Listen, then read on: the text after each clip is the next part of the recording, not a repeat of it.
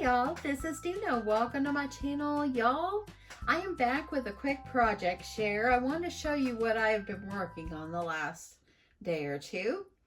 I have been wanting to make like something 3D, and so I decided I wanted to try to make a sewing machine.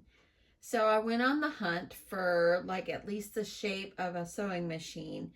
And I found one. So I purchased it. It was like only $2.50. But let me show you what my final product ended up looking like. Y'all, look at my paper sewing machine. Isn't it darling? I am so excited by the way it turned out.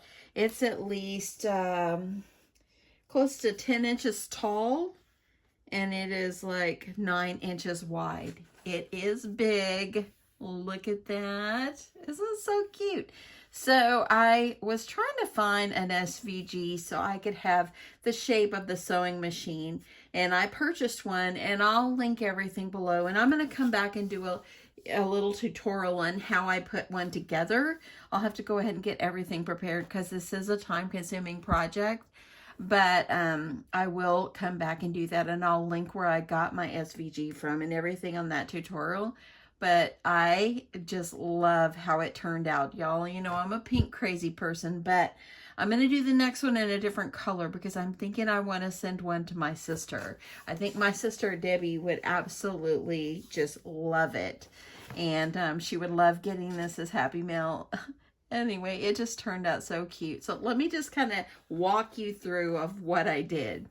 So I cut out the shape on pattern paper, and I also cut it out on, this is 2 pieces of black paper. You could probably use a chipboard if you want, but I just used 2 pieces of black paper and adhered them together. This also was a separate piece as well. And I went ahead and I dotted all the way around to make it look like stitching. But before you put it on, if you want to stitch it, which would be a super touch, I might do that on my next one. Just do some stitching around the edges. That way then, since it is a sewing machine. But anyway, this turned out so cute. I was thinking, what else can I put on the front? But I'm such a clean and simple type of crafter that I just could not put too much on there. I didn't want it to be too much for me because I want to keep this one in my craft room. It's just darling, y'all. But what I did is I cut out all the shapes, and I cut the front, and you'll need pieces for the back, and I'll show you the back in a sec. And you just adhere them all together, and then this is all held together by boxes. I used this rosette that I got it's a Paper Studio brand from Hobby Lobby. This one also came from Hobby Lobby. I used a scallop circle right here behind this rosette, and to make it kind of look like the buttons. And so I used this 1.5 inch scallop punch that I got from Hobby Lobby as well. And I just layered that up and glued them on. And this one is a rosette that I purchased. I did not make the rosettes, but I purchased them, and I've purchased these in the past. Wish they come out with some better colors. But it is by a Paper Studio as well. And then all I did is I cut out 2 scallop circles, and this is my scallop circle. It's from, oops, hold on. I've got an extra scallop. Let's see if I have the picture in here. I might not. I do not. But this scallop circle I got it at, it's a Sissix, and it came from Michael's.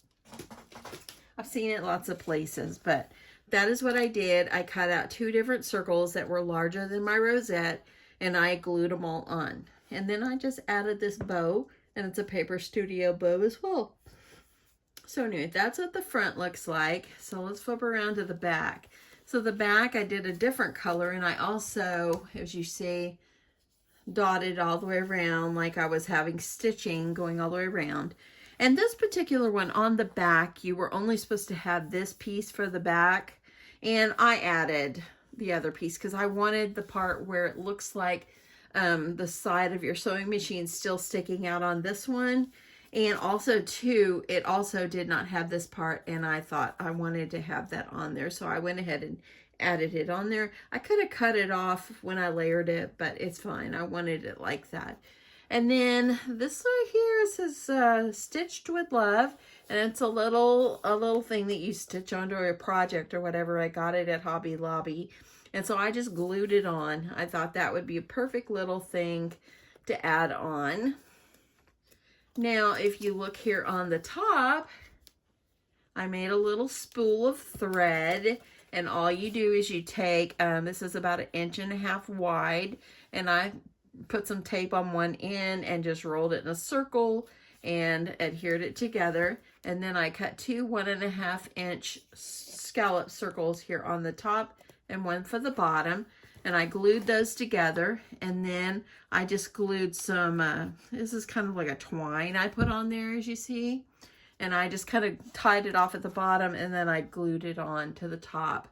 I probably could have had it go all the way across and kind of swoop it around. That would have been kind of cute too, but it's just for show, and it's just cute. So anyway, so now you've got your front and your backs, okay? So the back is 3 sheets of paper as well, because you wanted them to be good and sturdy. Once you've got your front and back bases all done, then you're going to need some way to put these together. So the pattern that I got, the SVG, it did come in, the SVG was to make like a small 5-inch one. I wanted it bigger. And then the box template that it came with, it actually, I couldn't just get it just right. And I thought, you know what? Forget that. I'm just going to get my own paper and create my own boxes. So that's what I did. I created this box, and let's see. And it's about 7 inches long, and it's by 3 inches wide, and it's about 2 inches deep. And so I created it, and this box actually could slide in and out, but I didn't like the way whenever I move it around, sometimes the little drawer would open. So I stuck some glue up underneath there because I didn't want it to open. And so I just stuck some glue in there, and that way then it would stay closed, and it worked out great. The top box is also mimicking the bottom box. It's the same size. I also glued this one together as well so it won't open. I added a cute little bow on the end. Now, up inside there, if you can see this box right here, this part was open, but it still kind of wobbled a little bit to me. So what I did is I created myself another box, and I put it up in there, and that box is like a 3 by 3, I believe, somewhere around those measurements. And I created it, and I just covered one side with the pattern paper because it's just a black box, and I just stuck it up in there, and I put glue on the top, on the bottom. The top part of the box is just open, but it didn't matter as long as I could adhere it and it would fit inside there. So I put glue on the bottom, slipped it up in this little hole up in here, and it worked out great. So then on this end, to cover where the 3 boxes were, I just took one piece of paper and I just cut it to size and just covered the end. And it just absolutely turned out so cute. I cannot wait to make another one. I'm going to try to see if I have time today, maybe after work, to cut out some more pieces. And I'll try to come back either today or tomorrow with a tutorial on how I put this together if you're interested. But this absolutely just turned out just darling. In the tutorial, when I come back, I'll link the SVG, where I got it from and everything. I'll link it. Right now, it said it was like a $5 SVG download, but at the end, it gave me 50% off. It was only $2.50. So it's great. It also comes with a card. And so you can make a sewing machine style card as well. So I'll have to try that as well. It was pretty cute. But I was really more interested in making the sewing machine. Like I said, the SVG really was only like about a 5 by 5. So it was half this size.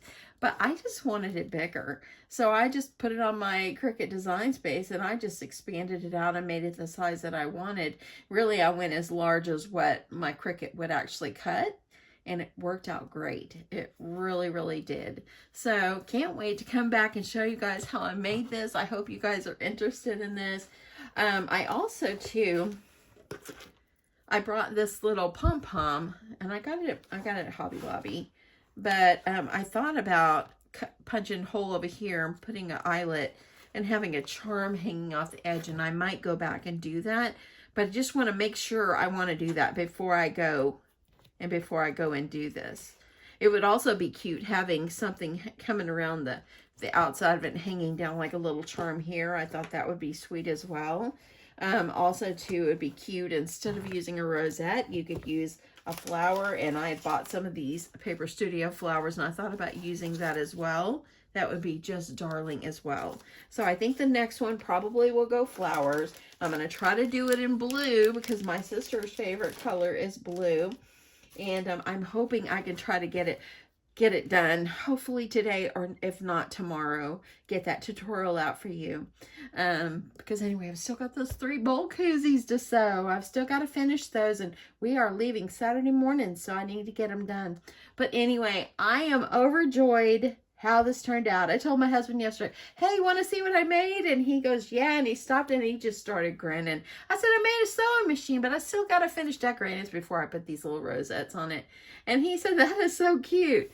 But anyway, y'all, it turned out absolutely darling. I am hooked on making 3D items, and I'm going to be probably doing some more. But anyway, tutorial to come on this. If you're interested, hopefully you'll come back for that. And y'all, this was a lot of fun. It was so much fun seeing it come together and just adding some little bit of embellishments on it, and even down to the little stitch with love to the back. Oh my goodness. Now, if you wanted to give this like in a swap or something like that, it'd be cute to have a little charm. And I might go back and do the charm. I'll have to think about it. I don't want to punch my hole, and I don't want to punch a hole and then think, oh, I shouldn't have did that. So I'm waiting. And it's just absolutely darling the way that the little spool of thread turned out. It just turned out so cute. I'm overjoyed, y'all. I'm overjoyed. Anyway, it's my lunch break. I'm going to go in there and make myself a peanut butter sandwich. And I'm going to sit down and eat my sandwich, and then maybe if I have a little time, I'll start cutting my pieces. I'll have everything ready. That way, then I can try to get this put together as fast as I can. Because, y'all, if you're doing it, cutting and everything, it's going to be a very lengthy process. So I'll try to make it as short as I can for you. Hopefully, you will come back for that. And, y'all, I hope you enjoyed this. I hope you love my sewing machine as much as I do. I just think it's absolutely just darling. Anyway, I hope you guys are having a great Wednesday. It's only Wednesday. It feels like it should be Thursday, but it's Wednesday. So thank you so much for stopping by and taking the time to check out what I've made. And I hope that you enjoyed this. And y'all, I will see you soon. Bye, y'all.